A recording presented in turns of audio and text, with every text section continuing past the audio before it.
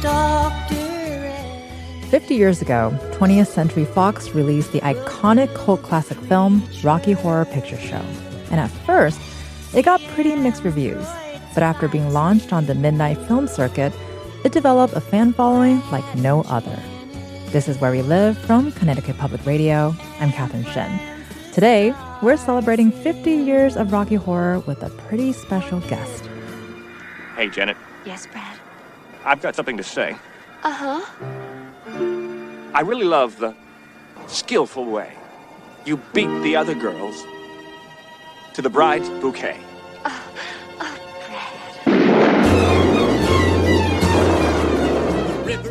Barry Bostwick, better known to his fans as Uncle Barry, played Brad Majors in the film.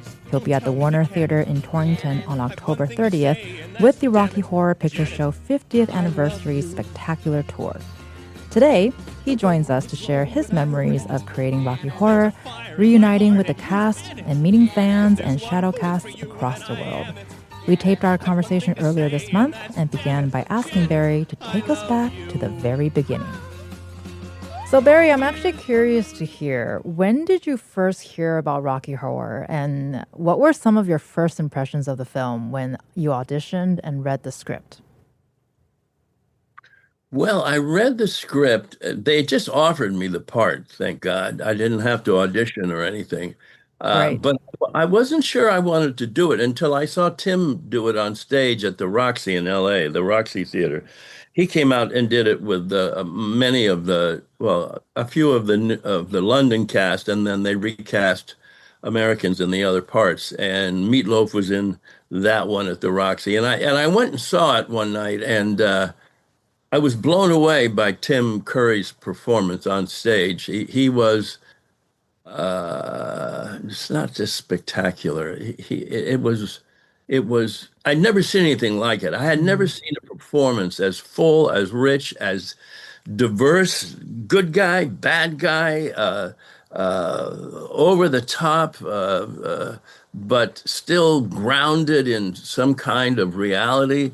And I thought, after seeing him on stage, I said, oh, I have to do this because also, I read the script and I found out that, I read that in like page 59 or something, he makes love to me. And I thought, well, You got to do it now. yeah, I mean, if Tim Curry is gonna give me the time of day, I will sign up for it. And so I did. And the rest is 5 weeks of my life 50 years ago. And you're going to ask me some questions like, do you remember when? And I'll go, no, I don't remember a damn thing from 50 years ago. Well, I mean, when you put it like that, 5 weeks, 50 years ago, and yet, can you believe that 50 years later, we're talking about something that you only spend 5 weeks in? No, it's impossible. It's an unreal moment in my life and anybody who was involved with it. It's the power of fandom that made this thing what it is. They stole this movie from us. I mean, within two years of it being out. I mean, the shift of focus in the theater went from the screen to the audience, and the audience became the real players in this, and the dialogue writers and the prop makers and the costumers and all of that. And so we enjoy the circus that it's become, and that is, one of the real pluses of being around 50 years is seeing that grow, seeing it sort of these shadow casts all over the country and all over the world who go and do the movie in front of the movie, and they amp up the audience, and they just make an evening of it. They just turn into a big party. And that's what we're doing on tour now. Right. We go to all these different cities and we have a local shadow cast, and we have costume contests, and we have, virgin ceremony, everything that you would suspect would be part of a Rocky Horror Picture Show experience. We try to bring that to them. And last night we were at the Disney Hall in, where was it? Orlando. And we really messed that theater up. It was. The best kind of mess, I'm imagining. Oh yeah, it was. It's a great mess. I mean, it's a great mess, and the audience, they are anarchic. I mean, they love throwing toilet paper in a hall that's been devoted to Walt Disney. Well, as you're describing this experience, I just had a thought, and I have a question I must pose to you because we will have listeners who have never been to a show, never seen the movie, but perhaps have heard of Rocky Horror because it's such a cultural icon. How would you explain to someone who's never seen Rocky Horror before what it's about? Yeah, I always find that really difficult because I mean it Well, we is. only ask difficult questions here. It is a musical, and it's a throwback to sort of campy 40s, 50s sci-fi, the sort of Russ Meyer version, the sort of sexcapades in the 70s and the 60s. It's the Frankenstein tale told in a new and delicious way. It is. And myself, Brad and Janet, the two characters that come into this strange world, this castle where these Transylvanians are transsexual Transylvanian. It's about a transsexual Tim Curry. Uh, it's a rock and roll show. Basically, it's rock and roll. And Lou Adler, who produced it, he's a rock and roll producer.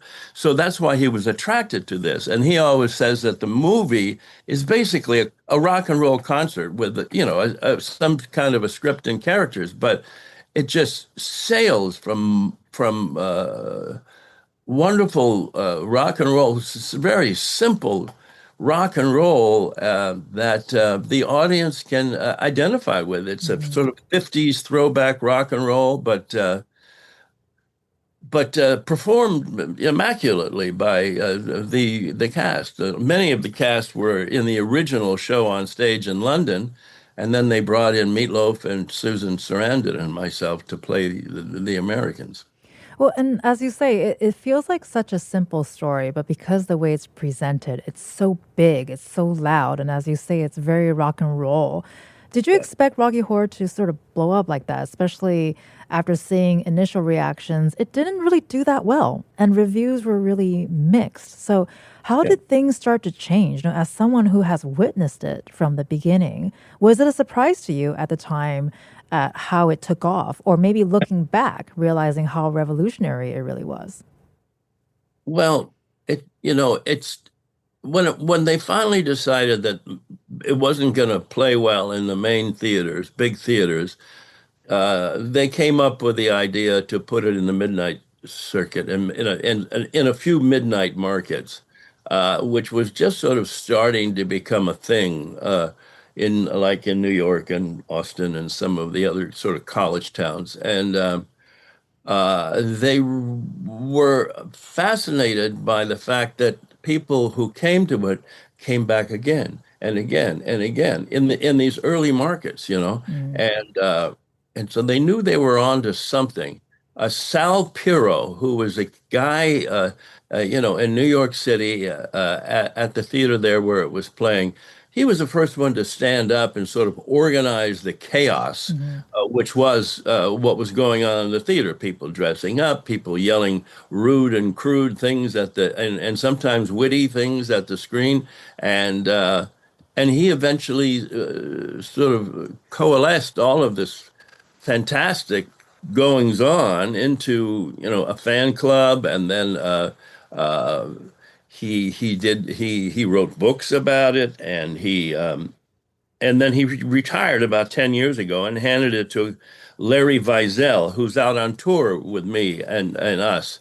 And he's now head of the fan club. He's been doing it for about 10 years. And, Mhm. they handle all the sort of digital stuff and all of the keeping the shadowcasts as together as they can and as happy as they can be and as dedicated as most of them are to keeping the Rocky Horror Picture Show alive, not only for them as performers, but also because they believe in the politics or the social aspects of it, and many of them, they espouse the freedom of the sexuality of the movie, Hmm.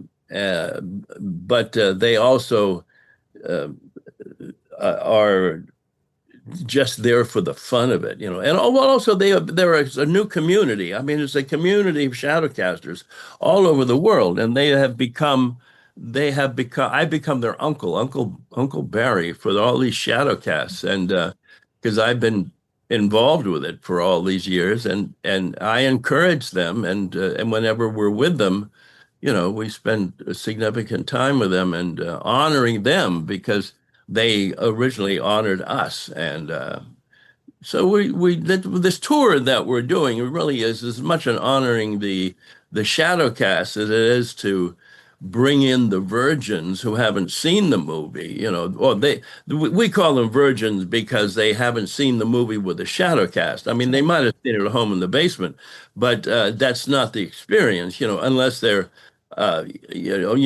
throwing stuff at the TV screen and yelling things, into the void.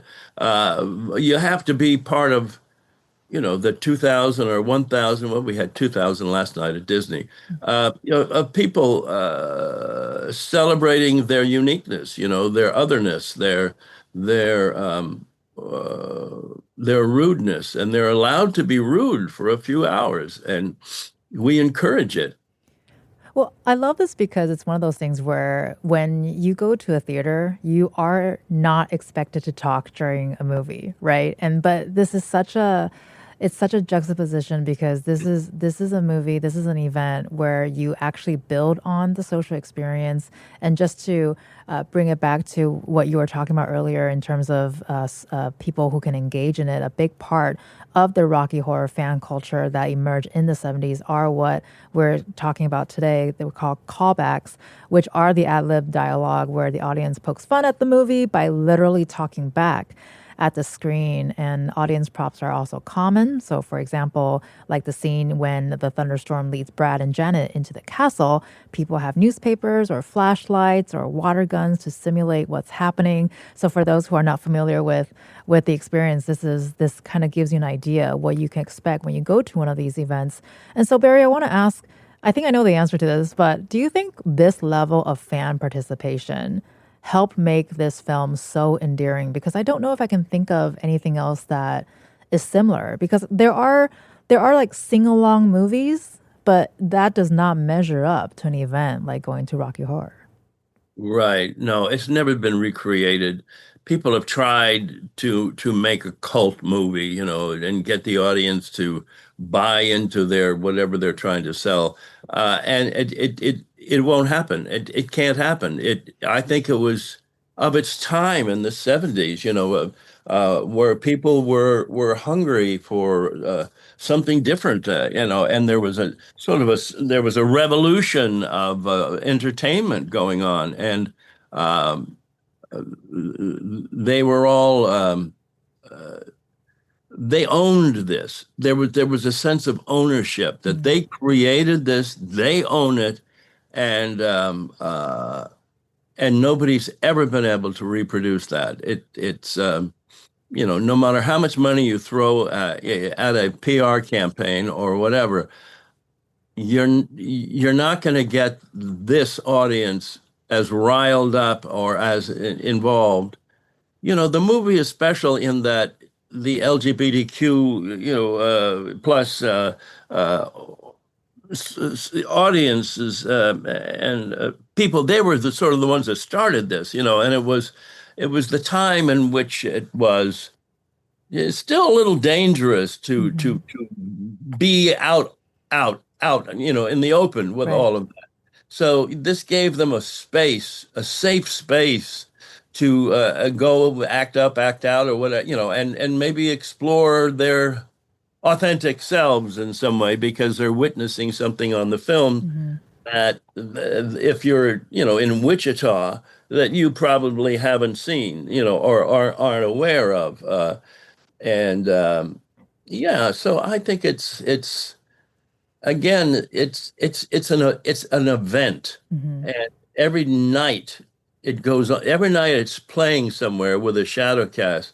It's different. I mean, because the audience is different, and the audiences are the show. And does this ever get old? I can't imagine, because it feels like just based on what you have been describing, each experience is a different experience because you're in a completely different audience. Do you find yourself learning something new or being amused by new things that are called out, just the creativity of the fans that they have because they love this film so much? What goes through your mind when you're hearing all of the things that are being called out or maybe new props that people bring in? People get more and more creative as the years go Well, on. I think that I wish we could go back 30 years when they could actually throw real hot dogs, or you know, or real rice. There's a few things that you can't do anymore because the theaters became overrun with rats. Right. And I'm not talking about the audience. I'm talking about real rats. Hmm.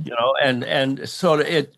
We have to be, or they have to be creative in that if you're thinking of a new prop, it can't be edible, and it can't ruin the theater. And you can't light the theater on fire by having, your Bic lighters up in the air anymore. Now you have to have your phones or, one of those little tubey things that it lights up. And yeah, so and then I'm backstage sometimes, and before we go out and do our thing, no, after we've done our thing, after we've sort of started it, and Hmm. all of a sudden the shadowcast is backstage, yelling a lot of the callbacks that are specific to that area. And things that I've never heard before.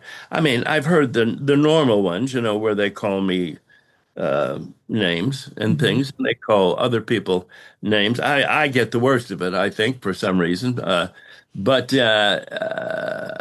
it's Richard O'Brien, who wrote it, has said recently. He says, I wish there was a little bit more wit in these callbacks because it's become just a little crude and Hmm. rude.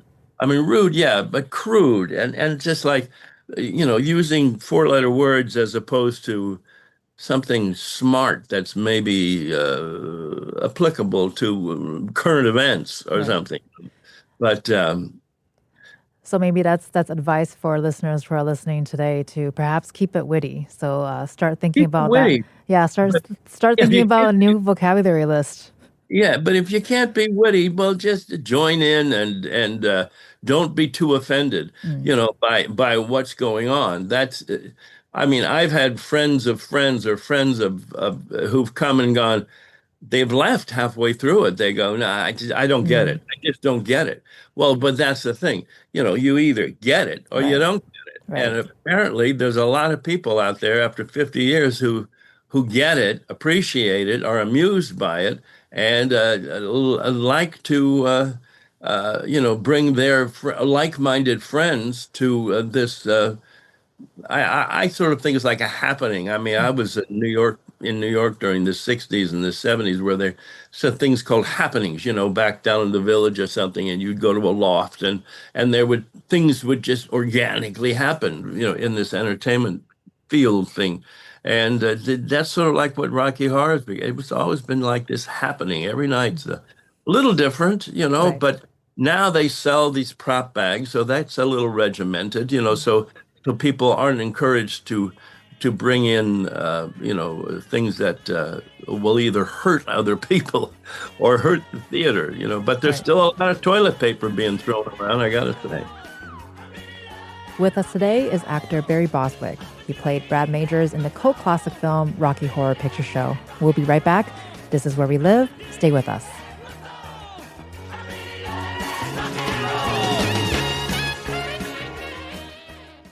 This is Where We Live from Connecticut Public Radio.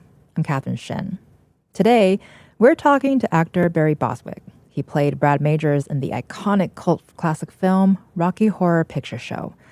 This year marks 50 years since the film was released in theaters, and Boswick joined us to talk about the film's lasting legacy. Talk about a time warp. While celebrating this anniversary, Boswick has reunited with his fellow cast members from the film. We asked him about this experience. We've been talking a lot about, people who come together in these communities to go to these events and engage with each other, make new friends, etc. But you also have had a chance to reunite with your own community, with your fellow cast members. So what has it been like being with them again? Well, it's funny, but way back when we made this thing, we didn't really get to know them very well because in 5 weeks, Right. we got off the plane and went right into rehearsals and then pre-record, and then it was a very hard movie to make for such not a lot of money, just a little under $1 million for a big musical. So there wasn't a lot of wasted time. We weren't partying every night, So I didn't get to know Pat or Nell or I mean I knew Meatloaf because we were sort of New York actors, and Tim Curry, he really was the one that engaged us and welcomed us and gave us time, his time to sort of acclimate to this very strange world, which was the Rocky Horror Picture Show. And he had done it for close to 2 years on stage, both in London and in LA, and then eventually in New York. So he was pretty comfortable with Mhm. what he was doing. But a lot of the original cast, this was their first movie, so Right. there was the nerves involved. There was the uncertainty of are they, well, did they are they doing it right? And the balance of performances in the movie was very critical. I mean, it was Jim Sharman who directed it, was very particular about how far we could go Mhm. with commenting on the material, and that was a hard thing because if you had done it on stage, you had a certain size of your performance, and you had to really nail it back to now you're on film. And I know, Tim was aware of that, and the girls were aware of that, and Susan had come from film, and I had come from some film, but I did a lot of stage before this, so it was challenging to all be on the same page, on the same level, so it didn't get too campy, Mhm. which is what happens to it now when you see it on stage, because it's really still on stage as a stage musical, Rocky Horror Show, not the Rocky Horror Picture Show. Right. And people I think they lose the fact that these are real people in a very strange world, but there has to be a sense of reality to them. And you can't just comment on a comment, Mhm. you can't just make fun of your characters. They're in a tight situation, Right. in this movie and in this story. Richard had always said it's the retelling of Adam and Eve. It is um, it's a very simple loss of innocence story, and you have to come in innocent and you have to come in real to have that journey as a character, and everybody in some ways in this movie loses their innocence, and that's one of the reasons why I think it was so popular and still is. That it's the coming of age kind of thing. Oh, well, our daughter is now 14 or 15, and we can, she can finally see the Rocky Horror Picture Show. And it's because it can and will be and has been a life-changing experience for a lot of people when they see this movie. They see things, hear things, Mhm. see things done that they had never imagined before. And also they're just totally entertained by the color and splash Mhm. and music. Well, and as you're saying, I feel like it's one of those movies where, I mean, everyone has a different experience. We could be in the same theater watching the same movie, but have a completely different experience, even though we're there collectively together. Yeah. And so, having been in this space since basically the beginning, Do you Yeah. find yourself making new discoveries about the film when you do revisit or maybe hear new perspectives from fans that you've never heard of before just because it's the same film, literally, but we're perhaps not the same people and we're not in the same era, not in the same time? No, but the stories are still the same. I mean, Mm, the stories that we hear from people who go see it for the first time, whether it was 40 years ago or days ago, it's always that's what's interesting to us as cast members is the familiarity of their stories, but also the individuality of their stories. And uh, there's a movie, it hasn't been released yet, about how I think it was called Rocky Horror Saved My Life.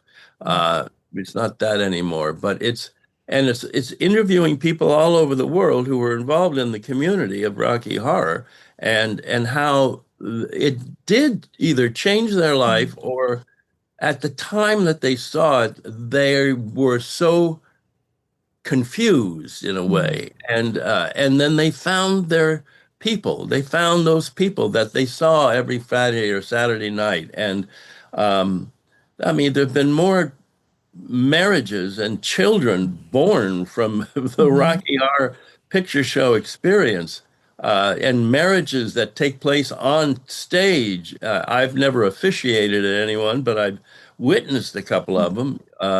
And it's it's just so unique. It's hard to explain the Rocky Horror Picture Right. Show if you haven't seen it. In terms of its genre, yeah, it's a musical. It's a throwback. It's a campy sort of version of Mhm, Frankenstein. His monster is actually a weightlifter, young guy, and it's the sort of sexual awakening of Susan's character and my character, and it's well, it's also a love letter, right, to the multiple genres that it crosses, including sci-fi, right? yeah, Yeah. of course, and it's because Richard O'Brien was such a fan of that era, and he had. I mean, if you look at the opening number of the musical, you know, it's a throwback to mentioning. Well, hey, I'm going to make this up, but 20 or 25 classic, horror, sci-fi movies from the 50s and the 60s, and that was his inspiration. And I think it's been, originally the movie, they were trying to do it in black and white up until the time that Frankenfurter, who's the lead guy, Hmm. makes his entrance, and then it just splashes into this new world. But Fox didn't want to do that. They didn't want to put the money into it. That they didn't have a great belief in this movie, and they sort of left it alone. I mean, when it wasn't a hit in the first week, they Right. pulled it. They even pulled the album.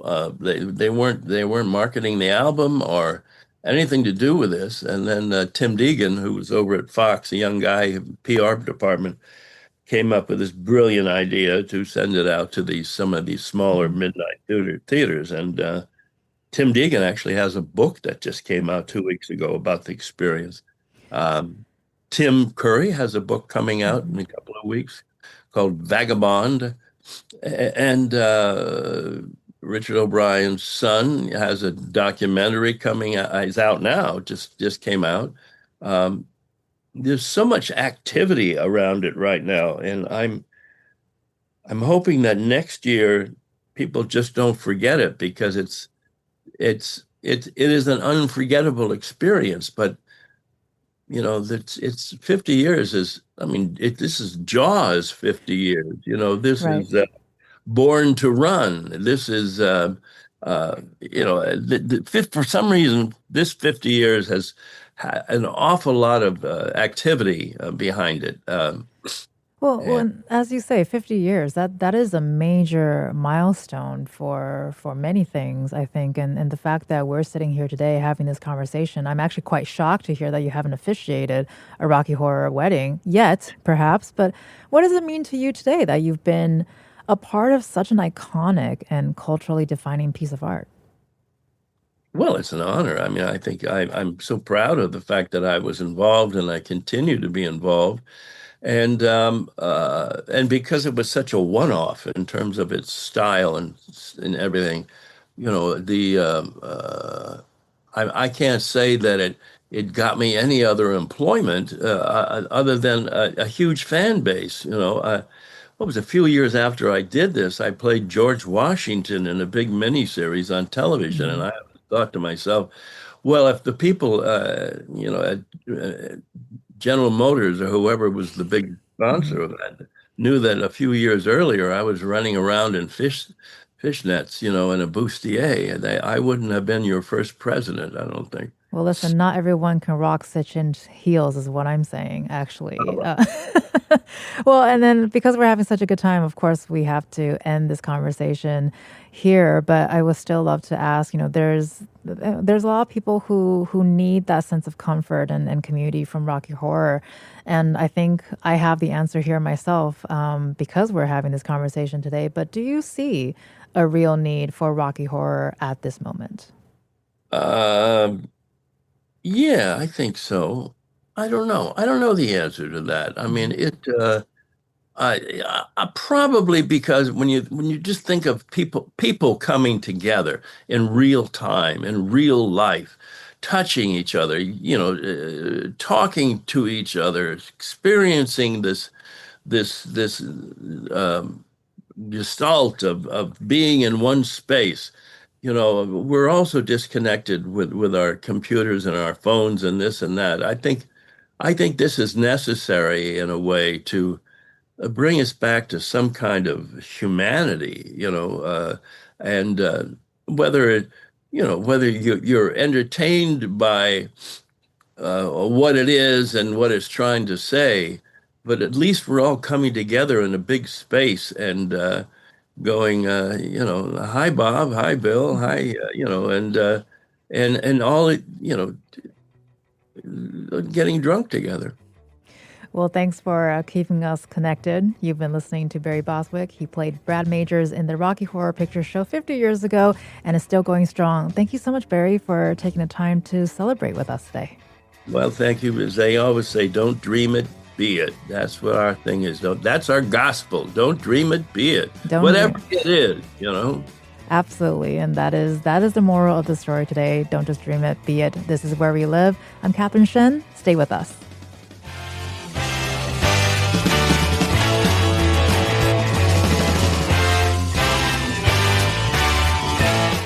This is Where We Live from Connecticut Public Radio. I'm Catherine Shen. Today, we're celebrating the 50th anniversary of the cinema cult classic Rocky Horror Picture Show. There are many screenings with shadowcasts happening around our state this season.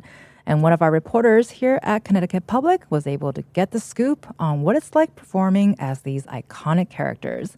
Joining us now is Michaela Savitt. She's Connecticut Public state government reporter and also our unofficial bureau chief on all things Rocky Horror Picture Show. Michaela, thanks so much for joining us. Thank you for having me.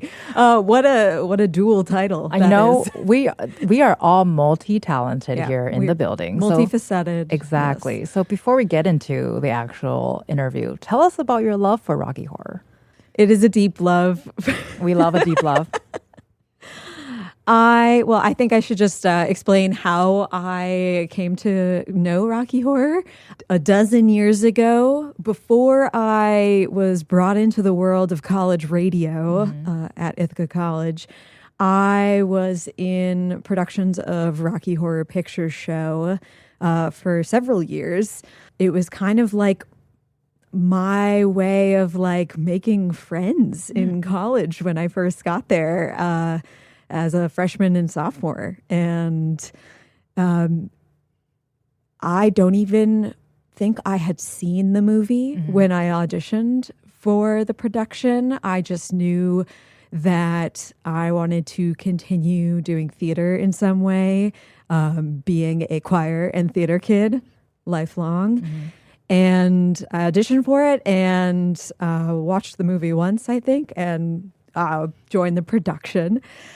And I was instantly enamored by this wacky, wild, incredibly fun and a great movie musical. Right. It's got rockin' tunes, Right. and I still don't really know what the movie's about. Like I know the main takeaways. Honestly, do you really need to know though? I don't think so. I think it's just one of those, it's art, and it's something that I still love to watch year after year because it's funny, dramatic, and beautiful. And time warpy. It does bring me back in time. And so tell us a bit about the shadowcast you interviewed, because before this, you talked to members of a Rocky Horror shadowcast. But before we get there, can you explain to us what exactly is a shadowcast? Okay, so picture you're at a movie theater, or maybe you're at a drive-in movie theater. You've got the screen up in front of you, really big, and the movie's playing out loud. Well, a shadowcast is when there's a group of people dressed up exactly like the characters, and they are doing all the same blocking and movement and dancing and sometimes singing. It depends on the cast. Some are lip singing, and the lines as the movie behind them. So it's really fun to watch because it's just really. The costumes are really out there. I mean, and the musical numbers are so out of this world entertaining that it's fun to see it in person. It's so chaotic in like the best way. It's absolutely chaotic. And part of the experience of the Shadowcast is that there are props that are sometimes involved. Again, it depends on the shadowcast that you see. There's props that are used as sort of like jokes of the movie, like Janet running around in the rain with a newspaper over her head. Or these things called callbacks, which are like witty lines and that are sometimes like responses to things or preceding lines in the movie, or they're said over a line. So it really becomes, and Barry spoke to this as well. I mean, this is how the movie became so popular, is that it becomes this whole like experience. Right. I mentioned it too. It's like I love the fact that it's one of those things where we are not encouraged to talk in the movie theater, but this is like, no, you should talk in a movie theater. And before we talk about the members that you interviewed, have you ever participated as a member of the Shadowcast? I have not had the privilege of being one of the like formal cast members. My dream is to be Frankenfurter, the main mad scientist who rules the whole lab in the castle. I think he has the best songs and numbers. But no, in college, I was called a pet, and we were assigned callback lines. So we would, during specific parts of the show, and I couldn't tell you what my lines were, but we knew when they were coming, and we would say them, at the specific time that we were supposed to. So it was like a script, and each of us were assigned lines. But we would watch, we had rehearsals, and we would watch the movie like 3 times a week. And it's like an hour and a half long movie, which is, that's like 2 episodes of Grey's Anatomy. Right. Well, it's really funny because when you put it like that, it sounds like it's a lot. But actually, if you put it in TV episodes, it's really not that much, right? These days, it's not a lot. But so you just grow fond of it and it becomes familiar. It's like rewatching a TV show you love. You know what's going to happen. And no, I'm a chronic rewatcher, so I absolutely understand that. So, and you had a chance to talk to a couple of Shadowcast members. So, tell us a bit about them. What did they tell you about how they first got introduced to Rocky Horror? Yeah, so there's a production coming up on October 25th at 7:30 p.m. up in Newtown, Connecticut at Edmond Town Hall. And this group called the Come Again Players, which are actually based in Western Mass, like in the Amherst area. They spoke with me about their production. They're doing a bunch up in Western Mass, and then they're going to come to Newtown. And they all have different backgrounds. I mean, some of them were shown Rocky Horror Picture Show by their parents when they were like growing up. Some of them had seen a production themselves and wanted to join the cast. Some of them are, big theater nerds themselves.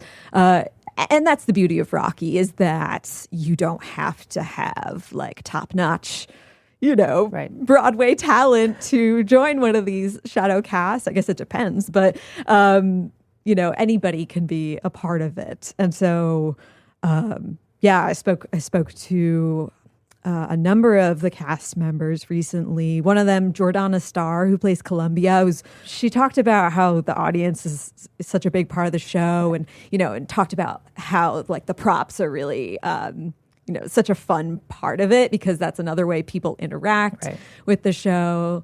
Like the newspapers over the heads. You got toilet paper throwing. Yeah, I just think it's really, really fun to hear that it's such a community-based film, and what a wonderful thing to have a film bring together people. And as you mentioned, you did it to find friends, and Barry mentioned something really similar as well. This is a film that you find community. And so we're actually going to hear from several members of the Shadowcast that you interviewed.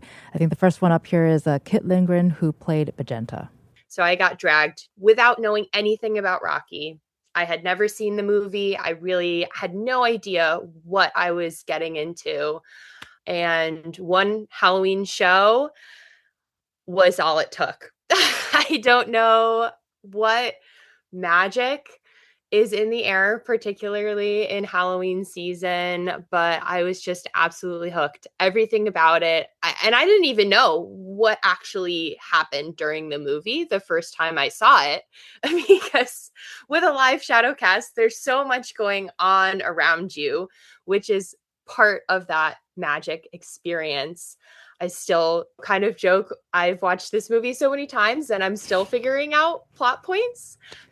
Well, and that kind of follows what we were saying earlier, Michaela, and I want to get to another voice in a second, but is that your experience too in terms of catching things after watching a movie so many times? Yeah, absolutely. I was watching it last night and I was like, is that just like a random chemical equation drawn on the wall in blood? Like that's definitely, it could be an actual equation, but like it's Frank making this Frankenstein type character, and I guess they just, the people in the art department just thought they should write a chemical equation on the wall. And I've seen it like 100 times. Right. I've never noticed that detail. Maybe we'll figure that out after the show today. Yeah. Here's Matthew Jarrett. He's the Come Again Players tech director, MC, and he also plays Riff Raff. I also always want to be connecting with and open with people. Everyday life doesn't necessarily provide those opportunities. And here in a Rocky community, with the people that I found there, and the people who continue to be attracted to join a community like ours, I can feel more free to do so. Rocky Horror Picture Show is both a celebration of and a vehicle for self-expression and self-exploration. It's just an example of lasting power, but my favorite moments are when I can go to a theater to put on a show where a person more than 4 decades my senior and I can excitedly compliment each other's fishnets and take a photo together. I mean, that's a very unique scenario that happens every year at Edmond. Actually, I love going to Edmond Town Hall because it attracts a lot of those people from that era who also enjoyed going and seeing Rocky when they were 20. When it came out. It's very cool. And last but not least, here's Alex Crothers, who plays Eddie. It's kind of like a secret handshake. Like if I talk about Rocky Horror and somebody knows, it's like, oh, I understand. Like, or I know you can understand me. It's like a communal experience. No matter if you're seeing a shadowcast or you're watching it with some friends, it's just a really beautiful little piece of human existence, and we get to be the weirdest parts of ourselves it addresses a lot of really strange and uncomfortable topics as well. And it's also very subversive and just comforting, and beautiful is the word that I describe the Rocky Horror experience. And beautiful certainly is a great word to describe this. And I think one thing we learned from Barry is that each shadowcast has its own traditions, and some even having their own callback lines, which are lines that the audience and cast shout during the performance. Michaela, earlier you explained to us. What did you learn from this cast when you were chatting with them? Yeah, well, this cast in particular has a callback policy that they show to the audience before, the whole shebang begins. And they said a couple of years ago, they decided to make this policy because, there's been a lot of different callback lines throughout the movie in the last, half century, which some things are, insensitive or, not tolerant of certain marginalized communities. So they encourage people, not to use callbacks that would demean marginalized groups, but instead, in their words, punch up at those in power. Sure. And something Matthew Jarrett said that stuck out to me. He was saying, since we've done that policy, it's encouraged us and some of our audience members to come up with more entertaining callback lines than what they had before, which is cool because it's like in the course of 50 years, so much happens. So, there's different things that can be written to, respond to the various things happening in the movie. Great Scott, things like that. Well, as Barry mentioned earlier, he's wanting more witty remarks rather than remarks that he feels like have been recycled over and over again. Yeah. And here's Matthew Jarrett again describing what this now looks like at their theater. I like making those sort of retorts to the bad callback lines because then you can holler it, right? You can let them know without just whispering to your friend, oh wow, that's not a great one to use. You can give it right back to them, which is kind of one of the spirits of Rocky. And so we know there are a lot of screenings happening around us recently. Are there any other Shadowcast performances or Rocky Horror screenings that you want our listeners to know about? Yeah, well, first off, there is a screening down in Westbrook, Connecticut, along the shoreline at Westbrook Cinemas. That's being put on by RKO Army, which is a different Shadowcast players group that's based in Rhode Island. And they do performances in Eastern Connecticut as well. So that's Friday, October 24th at 9 p.m. at the Westbrook Cinemas. And then the folks you've been hearing, the Come Again players, are coming to Edmond Town Hall in Newtown, Connecticut on Saturday, October 25th, and that starts at 7:30 p.m. Sounds like a plan. Michaela Savitt, she's our state government reporter. Thanks so much, Michaela, for joining us. Thanks so much. And don't dream it, be it. Absolutely. I'm Catherine Shen. Today's show is produced by Tess Terrible. Our technical producer is Dylan Reyes. Download Where We Live anytime on your favorite podcast app. And thank you all so much for listening. I want to come again and stay. Smile, and that will mean I'm there. 'Cause I've seen blue skies through the tears in my eyes,